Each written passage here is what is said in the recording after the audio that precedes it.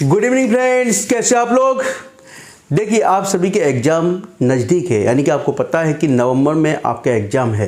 देखिए, आज हम जो स्टार्ट करेंगे, केमिस्ट्री में आपने देखा कि कई प्रकार के क्वेश्चन पूछे जाते हैं, यानी कि आपको कंसेप्ट मालूम होगा तो बड़ी आसानी से कर ले जाओगे। इसके अतिरिक्त कुछ क्वेश्चन डायरेक्ट हैं, तो मैं आज लगभग 50 से अधिक क्वेश्चंस ऐसे कराने जा रहा हूं जो हर एग्ज़ाम में आपसे पूछे गए हैं।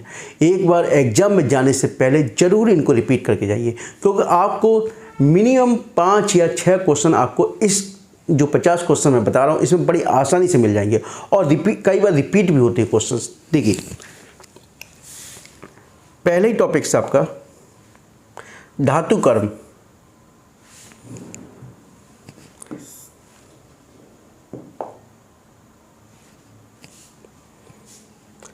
धातु कर्म क्या कहते हैं, इसे इंग्लिश में बोलते हैं मेटलर्जी। अब कई बार आपसे एग्जाम में पूछ दिया जाए डायरेक्ट मेटलर्जी किसे कहते हैं, क्या बताओगे। जब तक आपको कंसेप्ट नहीं मालूम होगा कैसे बताओगे आप, ठीक है। अब देखिए, धातु कर्म या मेटलर्जी एक्चुअली क्या होता है, कोई भी एलिमेंट हो, यानी कोई भी तत्व हो, चाहे सोडियम हो, चाहे मैग्नीशियम हो, चाहे एल्युमिनियम, कुछ भी हो, यानी कि उसको यदि हमें प्राप्त करना है, शुद्ध अवस्था में प्राप्त करना है, तो उसको कई प्रोसेस से होकर गुजरना होता है। यानी कि यह प्रोसेस के भौतिक प्रोसेस भी हो सकते हैं और केमिकल प्रोसेस भी हो सकते हैं। यानी कि कोई भी, चाहे वो मैग्नीशियम हो, चाहे सोडियम हो, चाहे एल्युमिनियम हो, चाहे अन्य यानी कि मेटल्स है, नॉन मेटल्स कुछ भी हो, यानी कि इसको प्राप्त करने के लिए हमको क्या होता है, कई प्रोसेस से गुजरना पड़ता है। ये प्रोसेस आपके भौतिक फिजिकल भी हो सकते हैं, यानी भौतिक भी हो सकते हैं और नेगेटिव भी हो सकते हैं, भौतिक और रासायनिक दोनों ही प्रोसेस हो सकते हैं। यानी इन प्रोसेस को ही हम क्या कहते हैं, हम मेटलर्जी या धातु कर्म कहते हैं। यानी किसी भी तत्व को प्राप्त करने के लिए हमको यानी कई प्रोसेस से होकर गुजरना पड़ता है, यानी कि उस एलिमेंट को प्राप्त करने के लिए कई प्रोसेस से होकर गुजरना पड़ता है उसको। तो यानी इसको हम क्या कहते हैं, हम उस प्रोसेस को ही क्या कहते हैं, हम मेटलर्जी कहते हैं। क्या कहते हैं, मेटलर्जी, ठीक है। जैसे आयस्क से प्राप्त करने के लिए कई भौतिक और रासायनिक प्रक्रम प्रयुक्त किए जाते हैं। प्रक्रम को सामयिक रूप से धातु कर्म कहते हैं, ठीक है। अब नेक्स्ट टॉपिक इसी में है, कैसे हो रहा है, अच्छा जस्ट देखिए, एक्चुअली चलिए खनिज। अब देखिए, खनिज क्या होता है बेटा, है ना। एक्चुअली क्या होता है, यानी प्रकृति में कोई भी एलिमेंट, यानी कोई भी तत्व, यानी प्रकृति में चाहे वो तत्व, कोई तत्व, चाहे वो यौगिक के रूप में हो, चाहे खुद अकेला हो, है ना, जिस अवस्था में पाया जाता है, यानी कि कोई भी तत्व अथवा यौगिक प्रकृति में यानी नेचर में जिस अवस्था में पाया जाता है वह खनिज कहलाता है। यानी कि जिस अवस्था में प्रकृति में जिस अवस्था में पाया जाता है वह उसका खनिज कहलाता है, ठीक है। यानी कोई भी तत्व अथवा यौगिक, उसके यौगिक प्रकृति में जिस रूप में मिलते हैं खनिज कहलाते हैं, ठीक है। अब देखिए, एक्चुअली नेक्स्ट टॉपिक इसी में आता है अयस्क। अयस्क किसे कहते हैं, अयस्क यानी जिससे, है ना, मैं भी बताऊंगा जिससे का मतलब, ठीक है, जिससे किसी एलिमेंट को प्राप्त किया जाता है तत्व, यानी प्रकृति में पाए जाने वाला पूरा खनिज है। यानी जिस खनिज से किसी तत्व को प्राप्त किया जाता है वह उसका अयस्क कहलाता है। क्या कहलाता है, अयस्क। जैसे देखिए, आपने एल्यूमिना को प्राप्त करना है, किसको, एल्यूमिना को।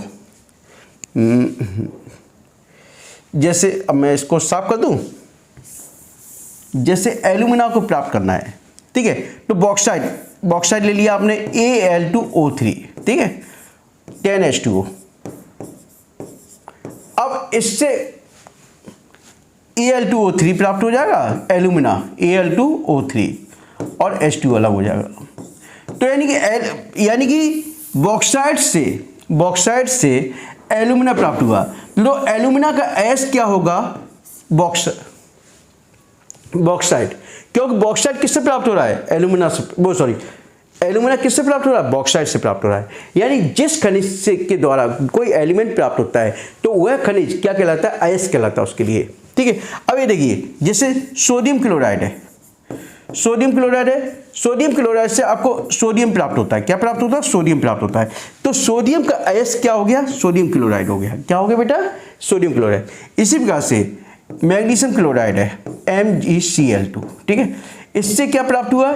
Mg प्राप्त हुआ। क्या हुआ? Mg, मैग्नीशियम प्राप्त हुआ। तो मैग्नीशियम के लिए अयस्क क्या हो गया? मैग्नीशियम क्लोराइड हो गया। यानी जिस एलिमेंट के लिए, यानी जो एलिमेंट जिससे प्राप्त हो रहा है वह उसके लिए अयस्क है। ठीक है, जो डायरेक्ट क्वेश्चन पूछे जाते हैं आपसे, देखिए अयस्क देखो, उन खनिज को जिससे धातु का निष्कर्षण धातु प्राप्त होता है, निष्कर्षण प्राप्त होता है ना, ठीक है, अथवा धातु का निष्कर्षण एक्चुअली होता है, अयस्क कहलाता है। ठीक है, समझ में आ गया? अब देखिए गैंग, अब भाई खनिज है, जो भी खनिज है उसमें कई प्रकार की इम्प्योरिटीज होती है, यानी अशुद्धियां मिली होती हैं। अशुद्धियां में क्या होता है? कंकड़ भी होंगे, पत्थर भी होंगे, कई अन्य अशुद्धियां होंगी। तो इसको हम क्या कहते हैं? गैंग कहते हैं। क्या कहते हैं? गैंग। ठीक है, इसको हम कहते हैं गैंग। जैसे खनिज में मिट्टी, कंकड़, पत्थर आदि अशुद्धियां मिली रहती हैं, जिन्हें हम गैंग कहते हैं। क्या कहते हैं? गैंग।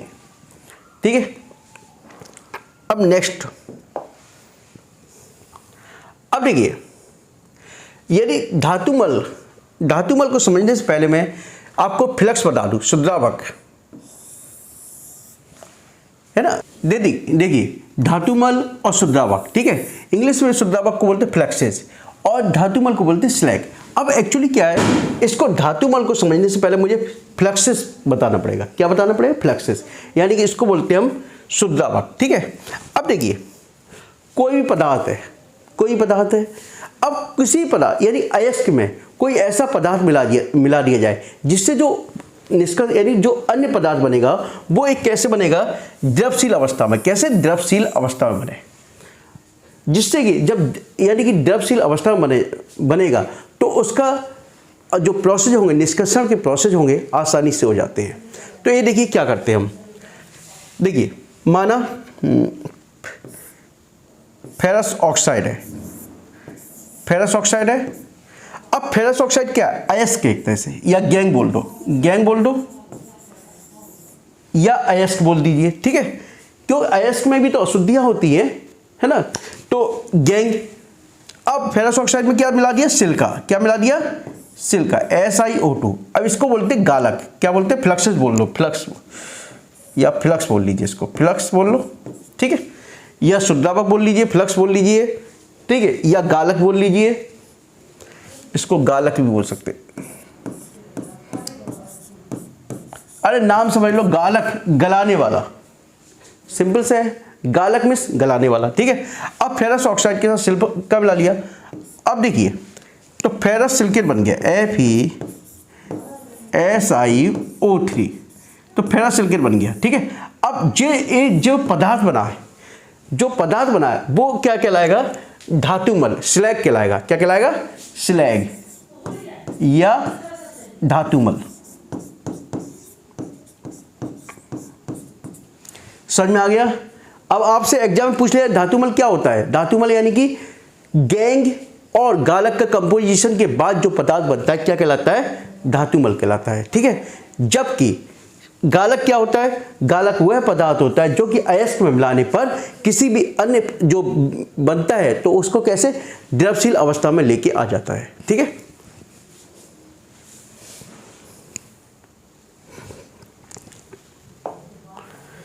अब देखिए नेक्स्ट टॉपिक इसी में पिंडद्रावण,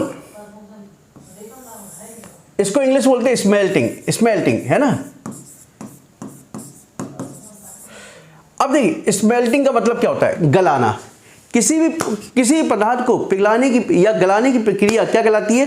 स्मेल्टिंग कहलाती है। क्या कहलाती है? स्मेल्टिंग कहलाती है। ठीक है, अब देखिए इंग्लिश में स्मेल्टिंग कहते हैं अयस्क को अकेला या किसी शुद्रावक यानी फ्लक्स के साथ मिलाकर गर्म करने की प्रक्रिया स्मेल्टिंग कहलाती है। ठीक है, अब गर्म कर क्यों किया जाता है? गलाने के लिए किया जाता है, या सीधे याद रखिए गलाने की प्रक्रिया क्या कहलाती है? स्मेल्टिंग कहलाती है। ठीक है, समझ में आ गया? अब नेक्स्ट, अब निष्ठापन क्या होता है बेटा? यानी कि अयस्क में कई अशुद्धियां मिली होती है, इंप्योरिटीज होती है। निष्ठापन, देखो निष्ठापन क्या होता है, इसको इंग्लिश बोलते हैं कैल्सिनेशन। ठीक है, कैल्सिनेशन। अब यानी कि इसका ही अशुद्धियां मिली होती हैं। अब इन अशुद्धियों को दूर करने के लिए क्या करते हैं हम? इसको गर्म करते हैं। क्या करते हैं? गर्म करते हैं। और गर्म करने में यानी प्रक्रिया ऐसी होती है, यानी गर्म करने इसमें जो द्रव बाष्प के रूप में यानी वेपर्स के रूप में जो भी इंप्योरिटीज होंगी वो क्या होंगी? गायब हो जाएंगी। ठीक है, यानी अयस्क को गर्म करके उसमें उपस्थित बाष्पशील अशुद्धियों को बाहर निकालना ही निष्ठापन कहलाता है। अब ये देखो कैसे निकालते हैं। जैसे अभी मैंने एग्जाम्पल लिया था Al2O3 10H2O। ठीक है, अब इसको तुम गर्म करोगे, इसको गर्म किया आपने, तो गर्म करने पे क्या होगा? एल्यूमिनियम बना Al2O3 प्लस 10H2। तो आप यानी इसमें जो अशुद्धियां थी कौन सी थी? वाटर की अशुद्धि। ठीक है, इसको दूर कर दिया मैंने और एल्यूमिना प्राप्त हो गया। क्या प्राप्त हो गया? एल्यूमिना। तो यही क्या प्रोसेस क्या कहलाता है? निष्ठापन कहलाता है। ठीक है, अब निष्ठापन में क्या होता है? सबसे मेन प्रोसेस ये होता है, ये इन द एब्सेंस और प्रेजेंस ऑफ द ऑक्सीजन, ये ऑक्सीजन की उपस्थिति में और उसके अनुपस्थिति में भी हो सकती है, याद रखिए।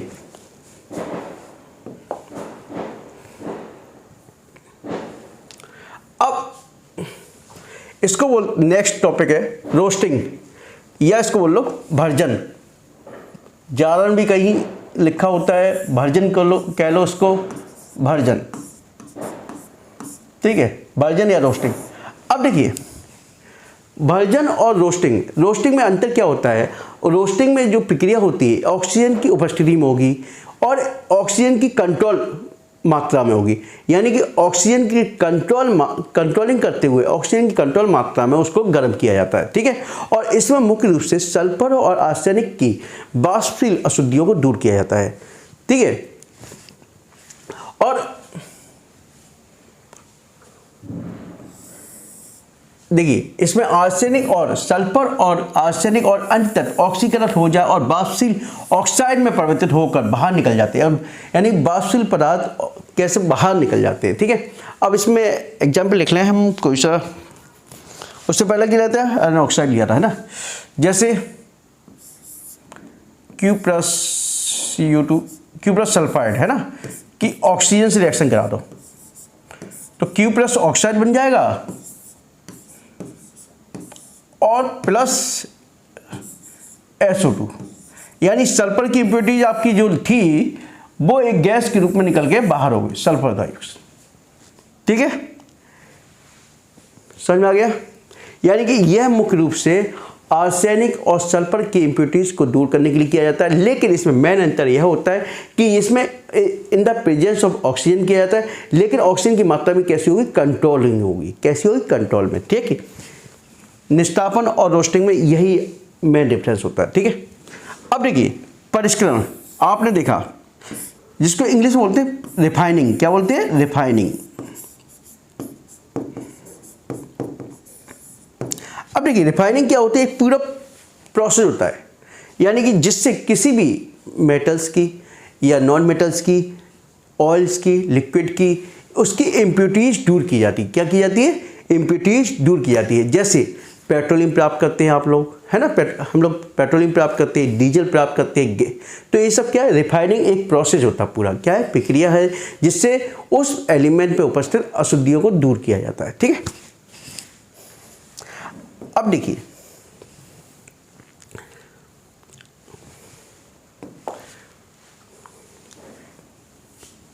अब धातु। अब मेटल्स तो आप लोग स्टार्टिंग से पढ़ते हुए आ रहे हो। ठीक है, मेटल्स क्या होता है? वह पदार्थ होते हैं जो कि इलेक्ट्रॉन को त्याग करके क्या बनाते हैं? इलेक्ट्रॉन को त्याग करके धनायन प्रदान करते हैं। ठीक है, धातुएं कहलाते हैं। यानी इलेक्ट्रॉन्स त्यागोगे। मैंने इससे पहले जो बैलेंसिंग वाला चैप्टर बताया था उसमें साफ बताया था मैंने, जैसे सोडियम है, सोडियम पे एक इलेक्ट्रॉन्स होता है, जब एक इलेक्ट्रॉन्स चला जाता है तो उस पर क्या है, पॉजिटिव चार्ज हो जाता है। इसी प्रकार मैग्नीशियम पे क्या होता है, 2 इलेक्ट्रॉन्स होते हैं, यानी डोनेट कर देता है और अपने पास पॉजिटिव चार्ज आ जाते हैं 2, ठीक है। तो यही प्रोसेस क्या कहलाता है, धातु कहलाते हैं। यानी कि वह एलिमेंट जिसमें इलेक्ट्रॉन्स के त्यागने की क्षमता हो वो क्या कहलाता है, एलिमेंट्स, वो क्या कहलाता है, मेटल कहलाता है, ठीक है।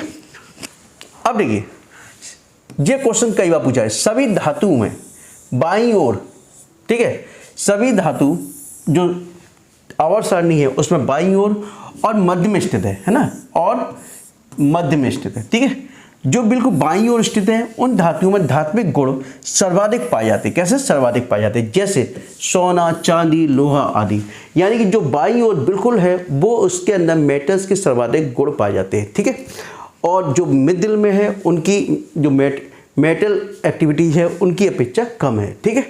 अब देखिए कुछ इंपॉर्टेंट क्वेश्चंस जो आपने देखे होंगे सीधे डायरेक्ट आपसे पूछ लिए जाते हैं एग्जाम में, है ना, एग्जाम पूछ लिए जाते हैं।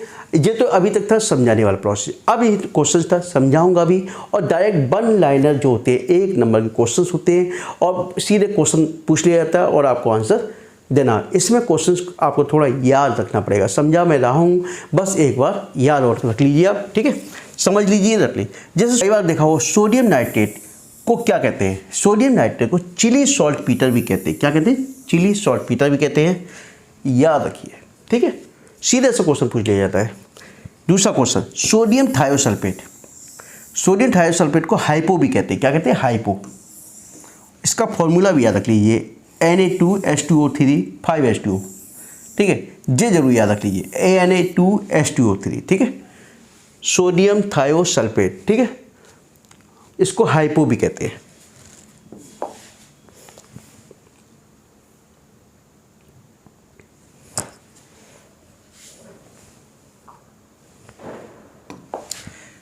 देखिए ये क्वेश्चन तो बहुत बार पूछा गया है ना, बोरेक्स वाला, Na2B4O7, ठीक है।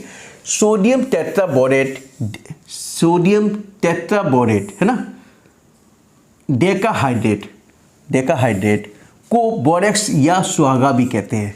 यानी सोडियम टेट्राबोरेट और डेकाहाइड्रेट को बोरेक्स या सुहागा भी कहते हैं, याद रखिए, याद रखना पड़ेगा। सिंपल सा Na2B4O7 याद रख लीजिए, ठीक है। अब सोडियम अमोनियम हाइड्रोजन फॉस्फेट को याद रखिए, sodium ammonium hydrogen phosphate, sodium ammonium hydrogen phosphate को माइक्रोकॉस्मिक लवण भी कहते हैं, याद रखिए। ये क्वेश्चन हर बार एग्जाम में पूछे गए हैं, ठीक है, याद रखिए। Sodium, next question, sodium hexametaphosphate, यानी सोडियम हेक्सा मेटाफॉस्फेट को कैल्गन भी कहते हैं, कैल्गन। सोडियम हेक्सा मेटाफॉस्फेट को कैल्गन भी कहते हैं, कैल्गन। इसका प्रयोग जल की कठोरता को दूर करने में किया जाता है, याद रखिए। यानी कि सोडियम हेक्सा मेटाफॉस्फेट, ठीक है, अब इसको कैल्गन भी कहते हैं, इसको जल की कठोरता को दूर करने में इसका प्रयोग किया जाता है, तो कैल्गन याद रखिएगा।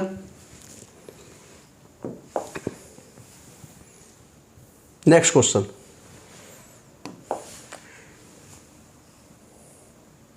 कैल्शियम ऑक्साइड को क्विक लाइम भी कहते हैं, क्विक लाइम, ठीक है, कैल्शियम ऑक्साइड को याद रखिए, कैल्शियम ऑक्साइड CaO, ठीक है। अब कैल्शियम हाइड्रोक्साइड को बुझा हुआ चूना भी कहते हैं। क्या कहते हैं, कैल्शियम हाइड्रोक्साइड को CaOH, कैल्शियम हाइड्रोक्साइड बुझा हुआ चूना भी कहते हैं। क्या कहते हैं, बुझा हुआ चूना, याद रखिए, कंफ्यूज मत हो जाना। कैल्शियम ऑक्साइड क्विक लाइम है, कैल्शियम हाइड्रोक्साइड बुझा हुआ चूना है, ठीक है, कई बार क्वेश्चन पूछा गया। कैल्शियम के ऑक्सीक्लोराइड को, यानी ऑक्सीक्लोराइड CaOCl2, ठीक है, कैल्शियम ऑक्सीक्लोराइड यानी विरंजक चूर्ण कहते हैं, विरंजक चूर्ण यानी ब्लीचिंग पाउडर के लिए यूज किया जाता था, ठीक है। अब कैल्शियम फॉस्फेट यानी कैल्शियम फॉस्फेट का प्रयोग टूथपेस्ट बनाने में किया जाता है, यानी सीधा क्वेश्चन पूछा गया कई बार, तो कैल्शियम फॉस्फेट का प्रयोग टूथपेस्ट बनाने में किया जाता है।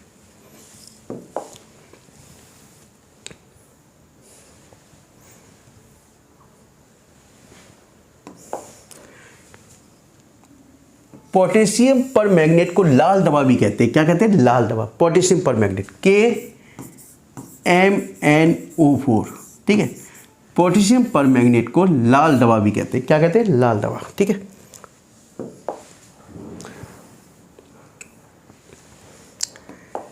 ये क्वेश्चन कई बार पूछा गया है। जीवित बानों में सबसे कम जो पाया जाता है मैग्नीज पाया जाता है। क्या पाया जाता है? मैग्नीज पाया जाता है सबसे कम। स्टेनलेस, ठीक है, स्टेनलेस स्टील में, इस्पात में, है ना, स्टेनलेस स्टील होती जो, या इस्पात बोलो, इस्पात में क्रोमियम का प्रयोग किया जाता है। किस, यानी स्टेनलेस इस्पात में क्रोमियम का प्रयोग किया जाता है जिससे कि जंग नहीं लगती। किससे? कई बार एग्जाम पूछा गया जाता है कि किस सब्सटेंस यानी किस पदार्थ का प्रयोग किया जाता है जिससे कि जंग ना लगे, तो स्टेनलेस इस्पात में क्रोमियम का प्रयोग किया जाता है। किसका? क्रोमियम का। ठीक है, लोहे के में, अब देखिए, लोहे के ऊपर जिंक, जस्टे का लेप कर दिया जाता है। जिंक है ना, जस्टा का या जिंक का लेप किया जाता है, जिसको बोलते हैं गैल्वेनाइज्ड चादर। ठीक है, जिससे कि जंग नहीं लगती। कई बार पूछा गया गैल्वेनाइज्ड लेयर। ठीक है, गैल्वेनाइज्ड पदार्थ। ठीक है,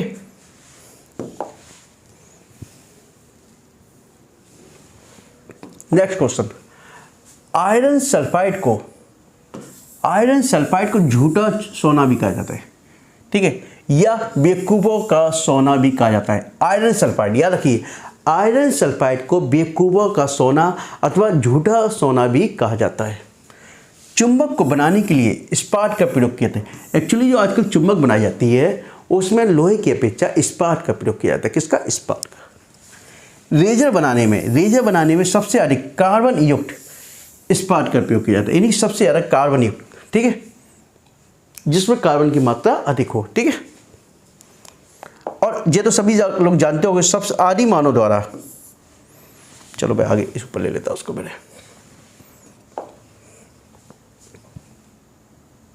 आदि मानव द्वारा सबसे पहले जिस धातु का प्रयोग किया गया वह तांबा थी। क्या? तांबा। ठीक है, टिन की, यदि देखो टिन की अधिक मात्रा, कॉपर, देखिए टिन यानी Sn। ठीक है, टिन प्लस कॉपर। ठीक है, अब टिन प्लस कॉपर, यदि कॉपर में टिन की अधिक मात्रा मिला दी जाए तो उसे क्या कहते हैं? कांसा कहते हैं। क्या कहते हैं? कांसा। ठीक है, यानी कि कॉपर में, ठीक है, कॉपर में टिन की अधिक मात्रा मिला दी जाए तो कांसा कहते हैं। वैसे कॉपर में किसकी मात्रा मिलाई जाती है? जिंक की मिला। ठीक है, वो आगे मैंने बताया था आपको, इससे पहले वाले लेक्चर्स मैंने एक बार बताया, तो उसमें मैंने सब बता रखा है कि तांबा जो बनता है वो किस कॉपर और जिंक से मिलकर बनता है। ठीक है,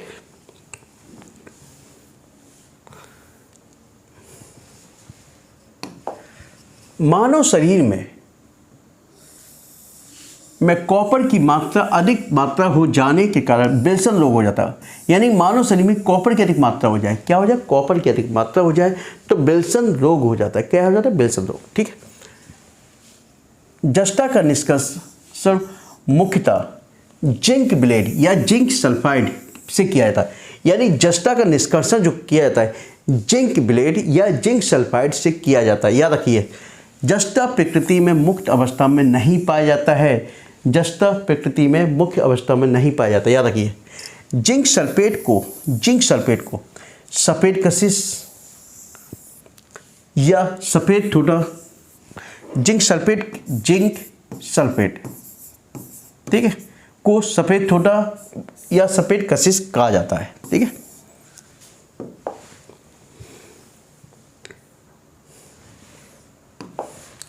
ये क्वेश्चन कई बार एग्जाम पूछा गया है ना। जिंक फास्फाइड का प्रयोग चूहे के विष के रूप में किया जाता है ना। जिंक फास्फाइड का प्रयोग चूहे के विष के रूप में किया जाता है, जहर के रूप में। ठीक है, जिंक कार्बोनेट से चर्म रोग की दवा, यानी जिंक कार्बोनेट की से चर्म रोग यानी कि स्किन से संबंधित जो डिसीज होती है उसके लिए मेडिसिन के लिए प्रयोग किया जाता है ना। चांदी की चम्मच, अब देखो चांदी की चम्मच से अंडा नहीं खाया जाता कभी, याद रखो, कई बार एग्जाम पूछा गया है। यानी चांदी की चम्मच से कभी भी एग नहीं खाया जाता। ठीक है, क्योंकि चांदी अंडे में उपस्थित गंधक, यानी कि जो एग होता है उसमें गंधक उपस्थित होता है, उससे क्रिया करके, है ना, सिल्वर सल्फाइड बनाते हैं। क्या बनाते हैं? Silver sulphide. और चम्मच नष्ट हो जाती है।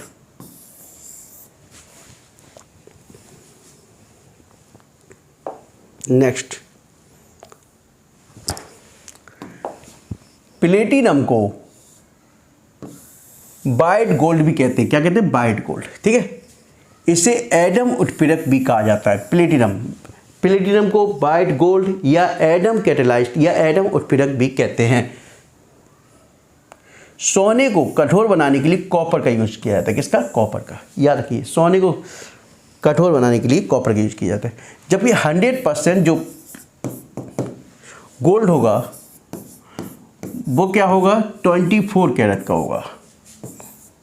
ठीक है, 100% गोल्ड कौन सा? 24 कैरेट का। अब 22 कैरेट की बात आए। ठीक है, 22 कैरेट की बात आएगी। ठीक है,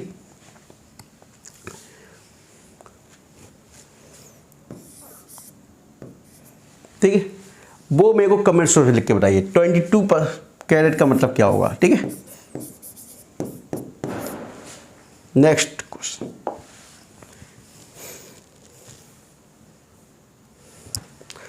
ये क्वेश्चन कई बार एग्जाम में आया। Auric chloride AuCl2, Auric chloride का प्रयोग सर्व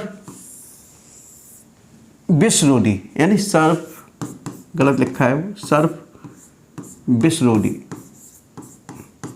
यानी कि जब कभी सांप काट जाता है, ठीक है, तो उसके लिए एंटीडोट का कार्य करता है। ठीक है, स्वर्ण लेपन में जो गोल्ड का लेप किया जाता है, पोटेशियम ऑरीसाइनाइड का प्रयोग किया जाता है। किसका? पोटेशियम ऑरीसाइनाइड का प्रयोग वैद्युत अपघटन के रूप में किया जाता है। यानी कि स्वर्ण लेपन, इन बाइल्ड जो गोल्ड की हम लेप करते हैं किसी भी उस पर मेटल्स पे, तो उसमें हम किसका यूज करते हैं? पोटेशियम ऑरीसाइनाइड का प्रयोग करते हैं। याद रखिए, जो भी बता रहा हूँ उसको आप याद रख लीजिए।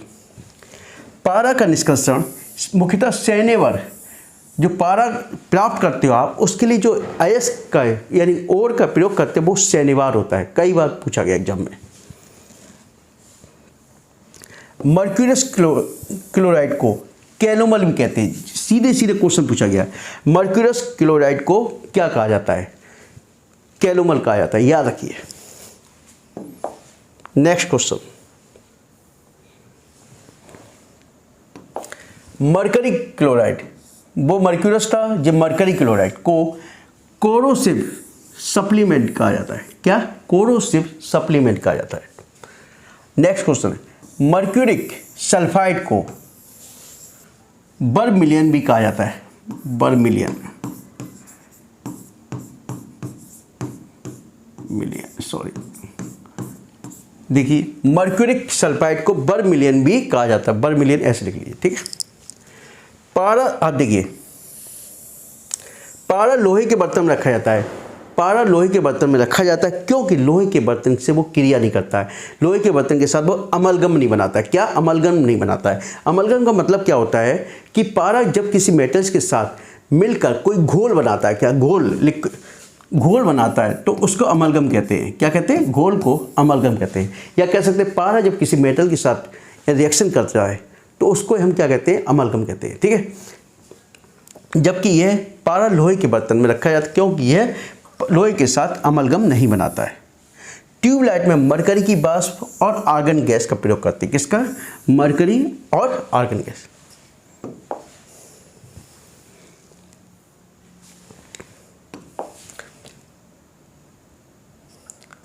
पारा को क्विक सिल्वर भी बोलते हैं। क्या बोलते हैं? Quick silver. Quick silver. देखिए, जो भी मैं क्वेश्चन बता रहा हूं बहुत इंपॉर्टेंट क्वेश्चन है और कई एग्जाम पूछे गए हैं।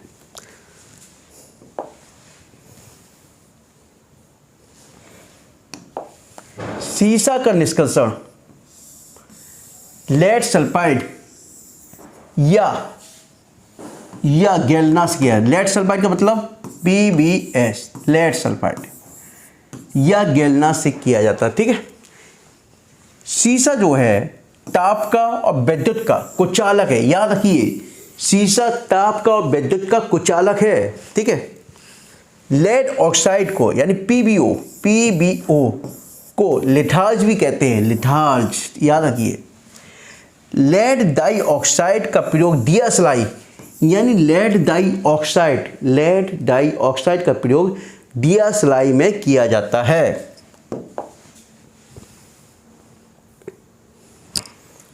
नेक्स्ट,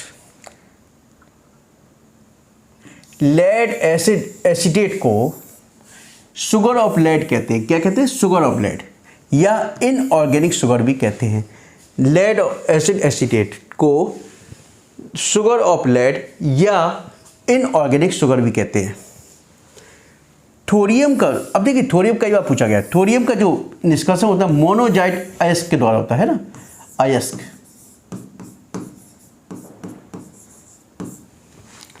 यूरेनियम को पिंच ब्लेड से प्राप्त किया, यूरेनियम को पिंच ब्लेड से प्राप्त किया जाता है। इसको यूरेनियम को मेटल ऑफ हॉप भी बोला जाता है। क्या बोलते हैं? मेटल ऑफ हॉप भी बोला जाता है। नेक्स्ट क्वेश्चन देखते हैं।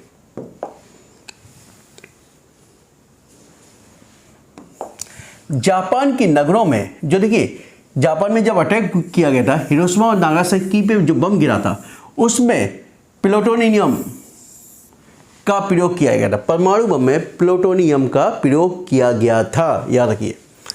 टंगस्टन का संकेत क्या है? W है। क्या होता है? W, याद रखिएगा।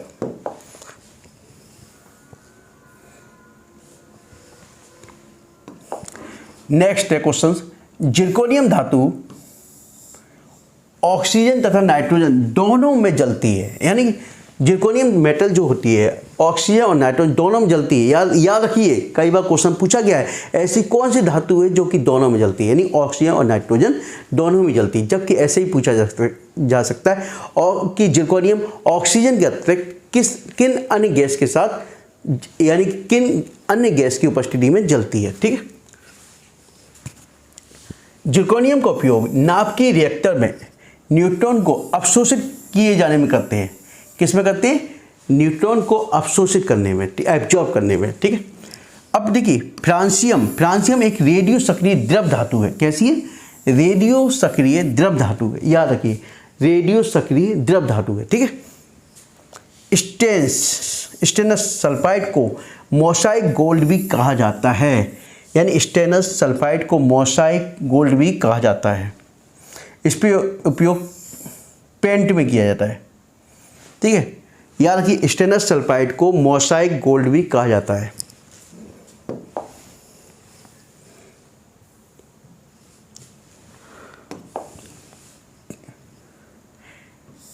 टिन में भी अपरूपता प्रदर्शित करता है। जैसे कार्बन के अपरूपक होते हैं, उसी प्रकार से यह भी टिन भी अपरूपता प्रदर्शित करता है। ठीक है। जैसे कार्बन का अपरूपक जानते हो ना आप लोग, कौन कौन से होते हैं? कार्बन का कौन सा? ग्रेफाइट और डायमंड। ठीक है, हीरा जिसको बोलते हैं। सबसे भारी धातु कौन सी है? ऑस्मियम है। सबसे भारी धातु कौन सी है? ऑस्मियम है। ठीक है। बेरियम सल्फेट का प्रयोग, अब देखिए बेरियम सल्फेट का प्रयोग यानी पेट के उदर में, पेट के एक्सरे में किया जाता है। यानी बेरियम सल्फेट एक्चुअली क्या होता है, इसका जब एक्सरे किया जाता है तो पेट पे लेप लगा दिया जाता है। क्या लगा दिया जाता है? लेप लगा दिया जाता है, जिससे तो यानी कि एक्सरे करने से पहले पेट पर लेप किसका लगता है? बेरियम सल्फेट का लगता है। ठीक है। आतिशबाजी, ये तो देखिए बहुत बार पूछा गया है। आतिशबाजी के दौरान हरा रंग दिखाई देता है तो वो बेरियम के कारण होता है। किसका? बेरियम, यानी जो पटाखे होंगे उसमें क्या होगा? बेरियम उपस्थित होगा। ठीक है। इसी प्रकार से आतिशबाजी के दौरान लाल चटक रंग स्ट्रोंशियम के कारण होता है। स्ट्रोंशियम, ठीक है, स्ट्रोंशियम के कारण होता है। नेक्स्ट, लिथियम सबसे हल्का धातु है। लिथियम जो है सबसे हल्का धातु है। कैसा है? हल्का। नेक्स्ट,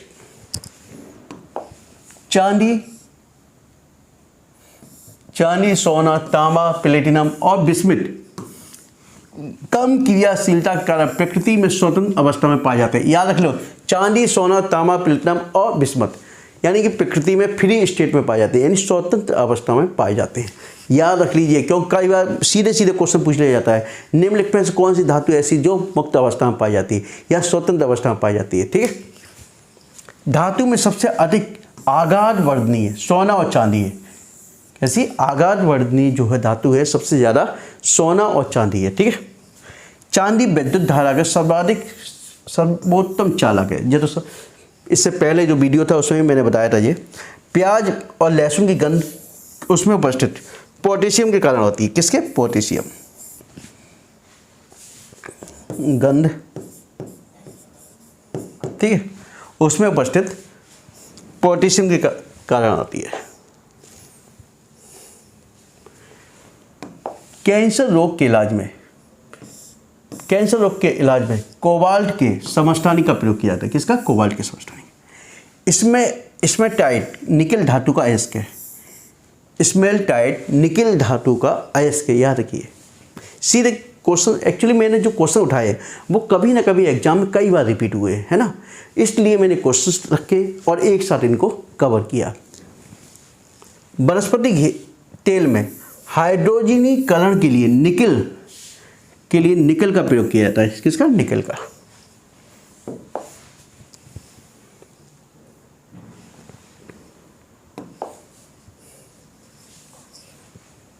कैडमियम धातु का प्रयोग नाभ की रिएक्टर में न्यूट्रॉन को मंडक के रूप में, ये कई बार पूछा गया है। यानी कौन सी धातु का प्रयोग नाभ की रिएक्टर में न्यूट्रॉन मंडक के रूप में किया जाता है? तो किसका किया जाता है? कैडमियम। ठीक है। नेक्स्ट क्वेश्चन, विश्व का प्रसिद्ध एफिल टावर स्टील एवं सीमेंट का बना हुआ है। किसका? स्टील एवं सीमेंट का बना हुआ है। ठीक है। मेरे ख्याल से अब तो क्वेश्चंस होंगे नहीं, 60 के रहेंगे अभी है। देखिए, वायुयान के निर्माण में पैलेडियम एवं एल्युमिनियम धातु का प्रयोग किया जाता है। किसका?